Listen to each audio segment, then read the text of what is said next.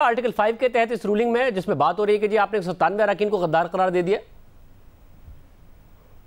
देखिए ना, ये इन्होंने वैसे ही बड़ा गलत आर्टिकल मूव किया है। आर्टिकल 5 के तहत तो आप कोई एक्शन नहीं ले सकते।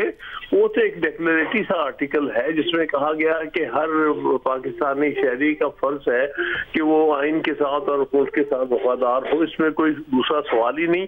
और वैसे भी आइन की एक प्रिजम्पशन है कि हर पाकिस्तानी जो है वो आइन और मुल्क के साथ वफादार है जब तक कि उसके खिलाफ कोई कोर्ट का वर्डिक्ट ना आ जाए या कोई इस किस्म का सीरियस, जब तक वो नहीं है तो वो आइन के साथ वफादार है। तो ये किस तरह से कोई भी, चाहे वो स्पीकर हो या कोई गवर्नमेंट का नुमाइंदा हो, वो किस तरह किसी भी शख्स को, ये तो असेंबली के आधे से ज्यादा जो मेंबरान हैं उन पर एक वर्डिक्ट पास कर दिया है स्पीकर या डिप्टी स्पीकर ने। ये तो एक शख्स के बारे में भी नहीं कहा जा सकता, आम शहरी के बारे में भी नहीं कहा जा सकता जब तक कि उसके खिलाफ कोई वाज़े अदालत का वर्डिक्ट हो जिसमें उसको पूरा मौका दिया गया हो कि वो अपने आप अपना दिफा कर सके, एविडेंस ला सके। तो ये तो एक बहुत ही रेगलेस किस्म का एक्ट है जो हुकूमत ने और उसके बाद स्पीकर ने या डिप्टी स्पीकर ने किया है। मगर हामिद खान साहब, हुकूमत तो ये कह रही है ना कि जो इस वक्त असेंबली की प्रोसीडिंग्स हैं आर्टिकल 69 के तहत वो नहीं चैलेंज हो सकती है अदालत में, उसको प्रोटेक्शन हासिल है। तो डिप्टी स्पीकर ने तो फैसला दे दिया।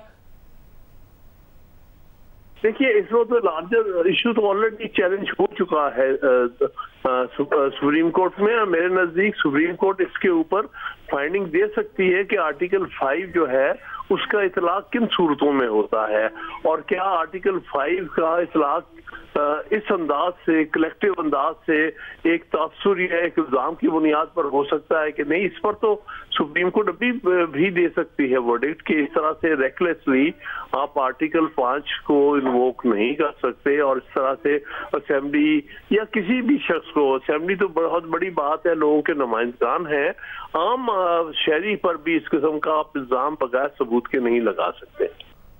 सलमान अकबर साहब, अब अगर अदालत कलअदम करार दे दे डिप्टी स्पीकर की रूलिंग को तो मामला वापस किस स्टेज पर जाएगा? जहां पर अदम एतमाद पर वोटिंग हो रही थी वहीं वापस जाएगा, उससे पहले की स्टेज पर जाएगा, बात किसे कहां जाएगा वापस? क्योंकि बहुत आगे निकल गए सदर पाकिस्तान और वजीर आजम। जी ऐसा ही होगा। ये समझा जाएगा कि कुछ भी नहीं हुआ। ये तमाम अमल, स्पीकर की रूलिंग अगर कलअदम करार दे दी जाती है तो फिर असेंबलियों की तहलील भी कलअदम हो जाएगी और मामला वापस वहीं जाएगा जहां था जब ये रूलिंग हुई और वोट होगा तहरीक अदम एतमाद पर। हामिद खान साहब, आप क्या कहिएगा? अगर कलअदम करार दिया जाता है तो वापस वहीं चला जाएगा मामला जहां पर वोटिंग हो रही थी? वही जाएगा जहां से शुरू हुआ है, क्योंकि इसके साथ जो कुछ भी हुआ है कल से उसकी बुनियाद या जड़ जो है वो तो वो स्पीकर या डिप्टी स्पीकर का जो वर्डिक्ट है, जो उसने जो कल दिया है फाइंडिंग, वो है।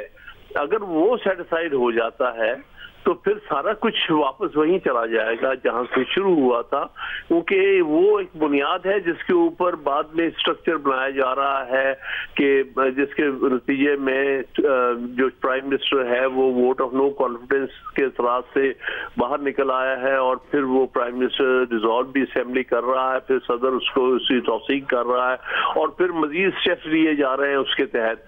तो सुपर स्ट्रक्चर तो सारा उस बुनियाद पर ही बना है जो जिसके बुनियाद पर इन्होंने कल असेंबली का इजलास जो है वो मुलतवी किया है और वोट ऑफ नो कॉन्फ्रेंस की करारदाद को मंसूख किया है।